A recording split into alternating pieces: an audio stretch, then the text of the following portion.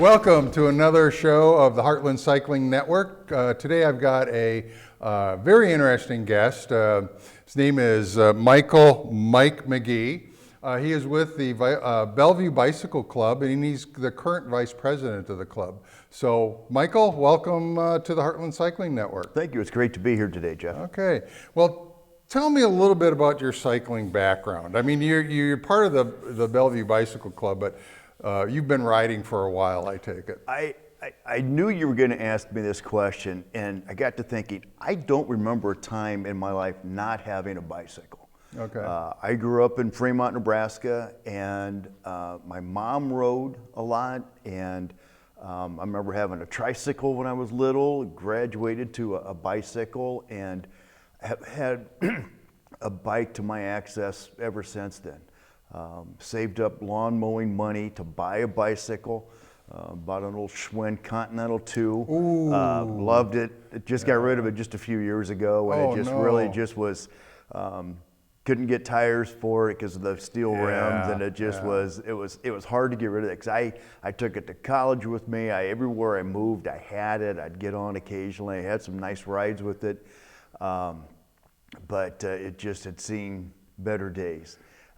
And so I always had, I could say, I always just had a bike. You've always had a bike. You've always been out there riding, which is good. I mean, that's nice to be able to say that you have that continuous string of time period. You know, my own personal case is like I did have a bike, and I did the same thing. I cut grass to go out and buy my bike. I wanted to buy a Schwinn Continental, lime green. That was the one that I wanted.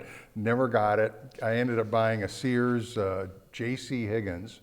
I wish I still had it because it was a German-made push bike, and that was a nice bike. But oh well. You know, we've changed. We've gotten different bikes over the years, but we've not been consistent in terms of cycling. But we're not here to talk about me. We're here to talk about you. And so, what do you do with the Bellevue Bicycle Club as vice president? I am vice president, like you said, and getting into a lot of advocacy things for biking or in the area. I'm a firm believer on safety, riding safety, training and teaching people to ride safely, and work on some programs to promote that in the area. We have a couple events coming up. April 30th is the Sarpy County Safety Expo to be held at Shadow Lake Town Center, 72nd and Cornhusker, I believe. No. 370. 370. Sorry, Sarpy County. Got that part out. And that is an opportunity where the Sarpy County Sheriff's Department purchased a bunch of bike helmets to be given away to youth. And so the Bellevue Bike Club is going to come along and fit the helmets to the youth to make sure that they're safe, because it's important for guys like you and I that have a few gray hairs on our head to teach the younger people how to ride safely. Because as we know, when they grow up and ride down to the corner store or whenever the parents let them get out there, that the safety rules are primary in their life, and we have to teach them to ride safely amongst the traffic so that we don't have any accidents. Because you'll see so many times over the summertime where you'll see young people get hit by cars. You know, and wearing a helmet, I think, is very important. I know personally myself, and I knew growing up as a kid, I didn't wear a helmet. That was not common. Just wasn't the thing. But now I really stress it, and it's interesting to see sometimes when I'm riding and I see families out and I see the kids wearing a helmet, but the parents aren't. And I'm going, that's not really the best example to have. But still, you know, because you can fall on the trails, and I have. And actually hit my head on the pavement, and if it wasn't for the helmet, I'd have a serious concussion. So well, and over my lifetime, most of my falls have been at low speeds. Haven't been when I've been cranking hard and trying to, see how fast I can go, and just been at a slow speed or going over an obstacle and causing a fall. And so it can happen. You have to protect yourself, and the helmet is a very simple thing to do. Obviously, it's protecting the brain, which is the most important part of our body, but it's teaching those kids to ride with it, regardless whether you like it or not. It's a safe, and if it's properly fitted, I think that's imperative, properly fitted, that they'll be more likely to wear it. Yes, exactly.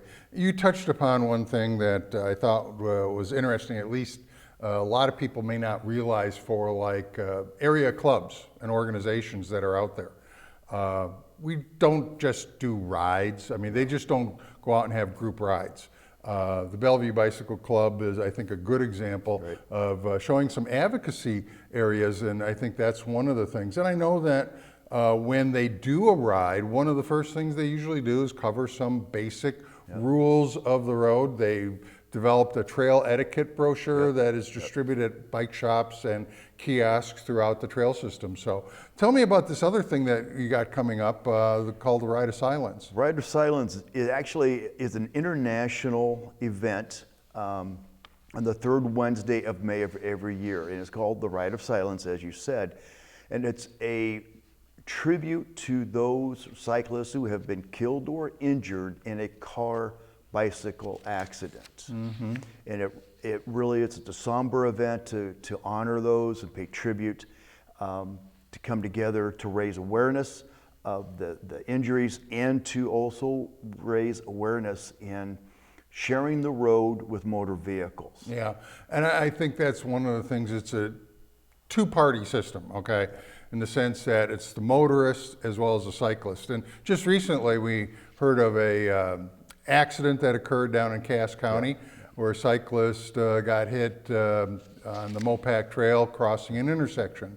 So well, and that's where people think, oh, if you're in an urban area, you have a lot more cars, a lot more bikes, you have a higher chance of having an accident in that environment. Whereas in the Mopac, you're out there on the trail. This was on the in a rural area where you think really shouldn't happen, or the likelihood shouldn't happen. But it's one of those situations. I don't have the facts, so I don't want to speculate. Yeah, I don't. But either, it's just one of those things where you have to look at, given the sparseness of motor vehicles in that area and the bike, what are the odds of that collision happening? Yeah. So it is one of those things. So the Ride of Silence is going to bring some attention to that. So tell me what might be happening at one of these this ride. We're going to do a very slow ride. Again, this is a somber event. It is a quiet event. This is not a get together and chat with your neighbor while you ride. It really is an opportunity to remember those riders killed in car accidents or injured, and do a slow ride to raise awareness of their injuries or death, but also to get traffic used to it. We're going to take about a 14-mile course and ride together as a group and proceed down Highway 370 to Fort Crook Road, north Fort Crook Road to Chandler, come back to the Twin Creek Trailhead. Again, okay, so it starts at the Twin Creek. Starts at the Twin Creek Trailhead. And there'll be a brief program, some instructions, some etiquette on the ride to make sure people are following the protocol and the theme of the event, that it really isn't a chance to talk and catch up.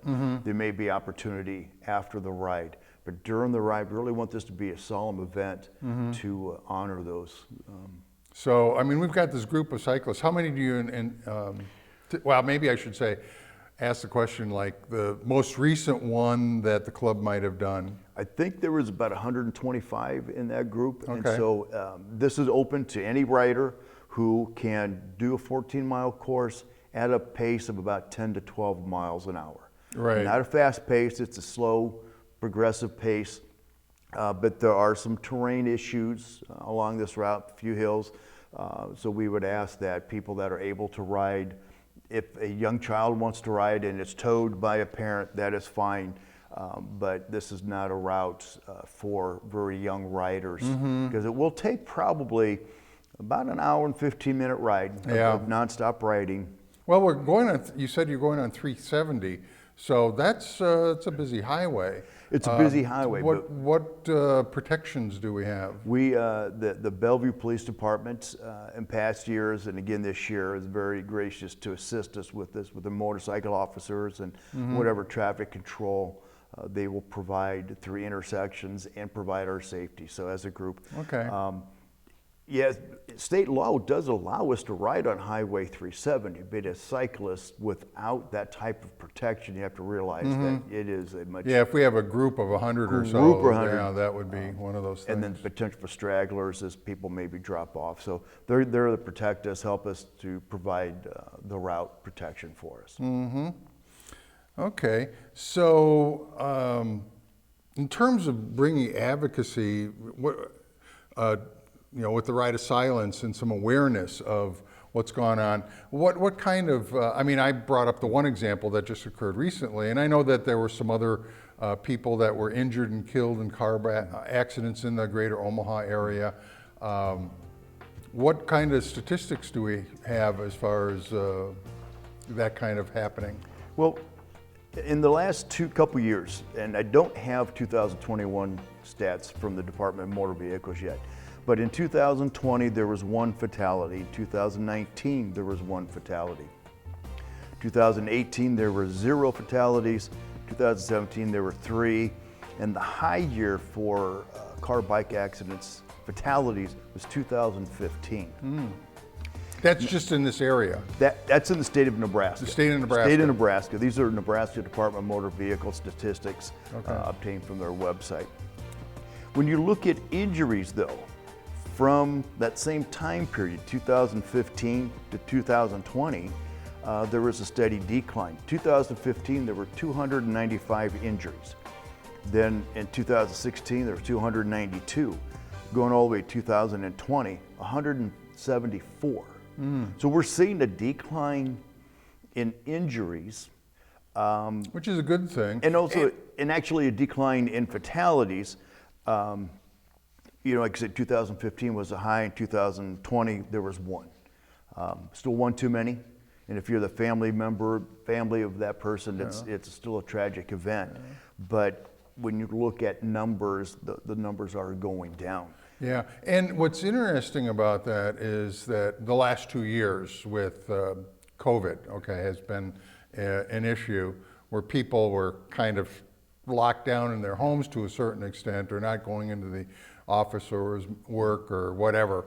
There was an uptick in the number of people buying bikes and getting out on the trails. So I think the use of cycling and bicycles has actually increased, and the numbers going down.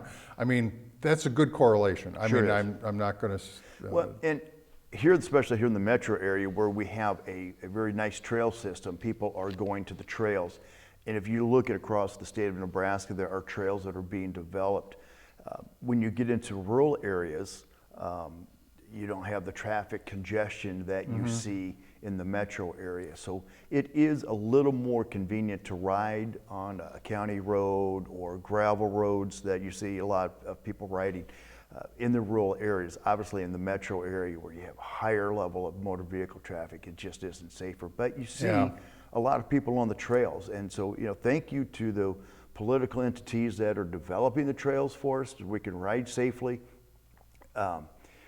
Because the mix of cars and bikes in the metro area, given all the distraction that goes on in a motor vehicle today, you have to really ask the question, just because I can ride on a street, is it wise for me to ride on that street if it's not a safe environment?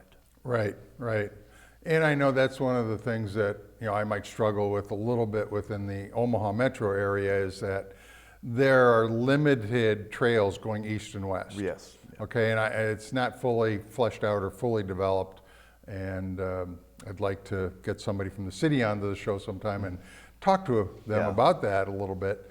But I think that'll be a big plus once that gets done. I mean, right now you can go north and south very well. Very easily. But like you said, riding roads just because you can doesn't mean you should. Right. So. And one of the things, even with the trail system, and that is I might say a pet peeve of mine, is motorists that come up to an intersection and stop in a crosswalk. Right. And granted, most of the crosswalks are there for people that walk, but there's cyclists that use some of those sidewalks as well. And some of them are trails, such as the 144th Street Trail. Yep.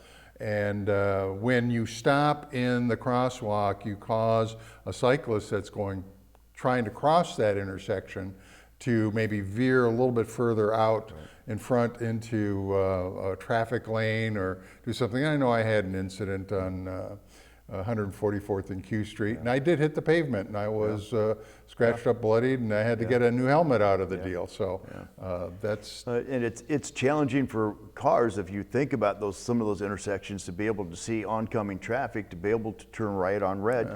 Sometimes you have to get out because of that's true. But the deal is the code driver's manual says stop before and then move forward. Yeah. No, you're absolutely. You have to look both ways, and a lot of times. Both ways. And it's drivers are so much in a hurry anymore, and they're on phones and doing things, and it just when you stop next time you get a chance to stop on a sidewalk, look at drivers, look at what they're doing in the cars as they're driving. Yeah. I mean, I've driven down the interstate and I've seen somebody with a book on their steering wheel reading a book while they're driving down the interstate. I've seen people shave. Yes. Okay, Yeah. Besides combing hair. Yes. That's men and women. Men and women. I mean, it's just crazy. Now, I do have, and sometimes I do ride with a video camera. If you want to call it a dash cam for a bike that's on my front. And I have one for the rear. There you go. And I ride, and it's hardly a time that I go out and I'm doing a trail that crosses intersections that I don't see somebody stopping in a crosswalk. Yeah. And I do snap pictures of those, and Yeah. I've got quite a library. Yeah. So. But how do you think we could take and bring more awareness or help motorists understand and help cyclists understand what they should be doing? Well, I think what do you think it's going to take? Boy, that's a loaded question, because I look back. I'm old enough to remember when driver's education was taught in the schools. And I think it was mandatory or at least highly encouraged. When states got away from teaching driver's education, and you can have a parent or guardian spend so many hours with you behind the wheel, and they've laxed some of the standards, the education and foundational time of a driver's life has been missed, I believe. And I really think that missing those opportunities to remember and teach young drivers that you have to share the road with other vehicles, whether it's cyclists or motorcycles and all these other things. I think we've missed several generations of teaching the responsibility of driving a motor vehicle. Then on the cyclist side, we have to make sure that when cyclists are on the road, that they're following the rules and the laws. One of the things that I have done is I have a front light that flashes when I'm on the road, and even on the trails many times, because you can, and same thing with the back. And I used to think, oh, they're just great for nighttime. It's like, no, in today's world, you need to be able to be visible day and night, and learn when you're riding a bike where in the lane you're supposed to be, not only based on the law, but where is a safe position. I saw a cyclist recently that was on the right rear bumper of a car, and as I turned, I didn't see the cyclist because he was tucked behind a car. Had he been a little further back and right in the middle of the lane, where in that situation he could have taken the center part of the lane and been more highly visible, it would have been a safer opportunity for him. And it blocked my vision of him because of where he had placed himself in that lane. That's where cyclists definitely, or people riding a bike, definitely need to make sure that they are visible and they see the other drivers. It's not just the one that's in front or the one that's in back. It's at an intersection, the side people as well. Right, and they have to make sure. You and I had talked about at some point. When you're riding, to make sure that you have the attention of the driver of the car, that they see you before you pull out or before you do that. You want to make sure that you look at them and gain their attention, or wait for them to recognize that you're there before you. And that's where flashing lights help. I know that, let's say when I'm going north on like the 144th Street Trail, which is something that I do on a fairly regular basis, and I'm crossing an intersection, and it could be just a stop sign, could be a controlled intersection, If there's a car there in the right lane or in the lane with their blinker on, they're not looking to the right as a rule. They're looking to the left to see if there's any oncoming cars. Right. So I want to make sure that that person sees me before I proceed through. There have been a couple of close calls that I've experienced over the years where I thought they did, but they didn't, and I almost got my bike rear-ended. Yeah. So. Yeah. No, it's you have to take the initiative and not drive. You have to ride defensively, but also offensively to make sure that you're seen and take what part of the road is duly yours as a cyclist. And that high visibility clothing, the flights, using proper hand signals, all those things that, again, are covered in the trail etiquette, but also the Nebraska Department of Roads has a nice flyer on cycle etiquette and rules of the road for cyclists and drivers. And that is a great resource for people to go to. Yeah, and I think if they're not currently on the Bellevue Bicycle Club website, those can get placed on there. Yep. I know the etiquette brochure has been. Yes. That you could actually download that as well. Yeah. So. And there are a lot of good videos if you're just getting into cycling, need to learn some things, rules of the road. There's league bikeleague.org, which the Bellevue Cycling Bicycle Club is part of. Great training videos that you can go to and teach yourself and learn some of the rules of the road that make cycling safer. Yeah, okay. Well, let me ask you another question. A lot of people are riding e-bikes. Would e-bikes be permitted to go on the Ride of Silence? Absolutely. How about anything with the Bellevue Bike Club? Any of the bike rides, we're glad people are getting out. Cycling, whether it's an e-bike, if that is your choice of bike, absolutely. We think they're a great asset to the cycling community because it's not cheating. It's not cheating. Oh, okay.